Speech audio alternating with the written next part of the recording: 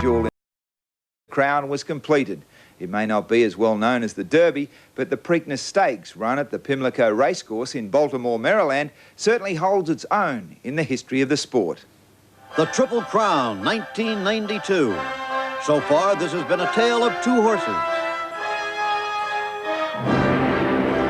One was regally bred in Kentucky, gloriously raced in France, was named American two-year-old champion on the basis of one race, and almost awarded the Triple Crown by some before the competition began. A half interest in him was sold for $9 million. This, of course, is a Rossi. The other horse was born on a farm in Pennsylvania where they had to save him from death on the day he was born. A scrawny thing, they named him after E.T., the little space creature. His breeder sold him to a blacksmith for $2,000. Now he's the Kentucky Derby champion. He is Lily T. 14 days ago, the preordained superstar Arazi passed Lily T at this moment in the Derby, apparently on his way to the expected victory. But Lily T didn't know of Arazi's reputation, and jockey Pat Day did know that races are won on the track, not in the newspapers. He stalked Arazi, and then he won the race, bringing tears to the eyes of 82-year-old owner Cal Partee. Today, Arazi is just a Triple Crown memory, but Pat Day, vindicated after 9 Derby losses, now tries for the Preakness with the only horse with a chance to win the Triple Crown. Just 41 miles from the place of his birth, Lily T comes home. 9 times he pulled on his boots for the Derby, 9 times he lost. Then the dream came true. When the gates open, everything happens so quickly, it's hard to believe that it's over in 2 minutes. The race up to the 8th pole, it seemed like that just took a heartbeat.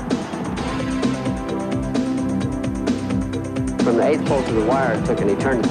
I'm looking, I'm riding, hurry up, wire. I said, here we come. 3 times he had finished second. Now at last, victory in the magic colors. On a horse the breeder didn't want and sold for a song. For Cal Partee, an owner who had raced and dreamed for 40 years and more. And for a trainer who realized the dreams of 3 generations, and the Louisville fans who loved and believed in him.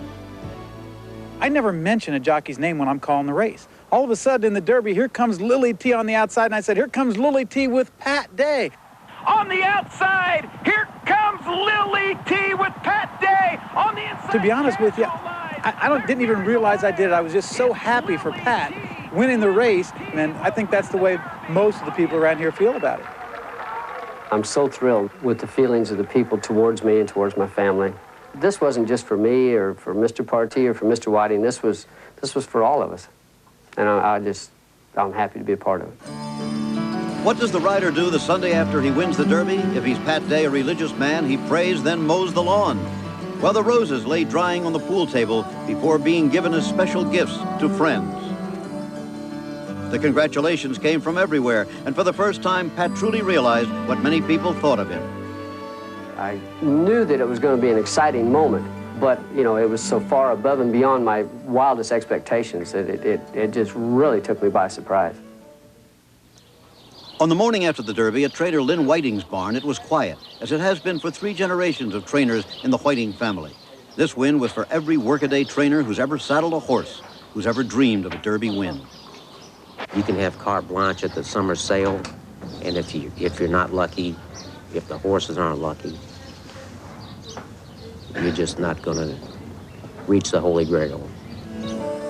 This win was for Lynn Whiting's father and his grandfather, too, both of whom had Derby dreams but never achieved the Holy Grail. And the name of Lily T now joins the list of Derby winners. That's enough, but there's still the bigger dream, too, the Triple Crown.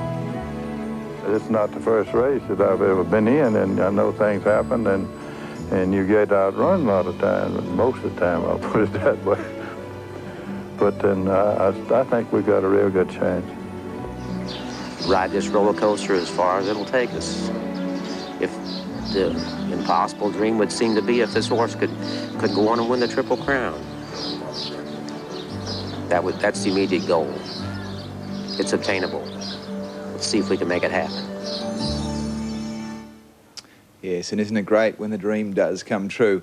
And just A note too, we will bring you the running of the 1992 Preakness in the racing segment on this edition of Nine's Wide World of Sports. We'll back with more after the break.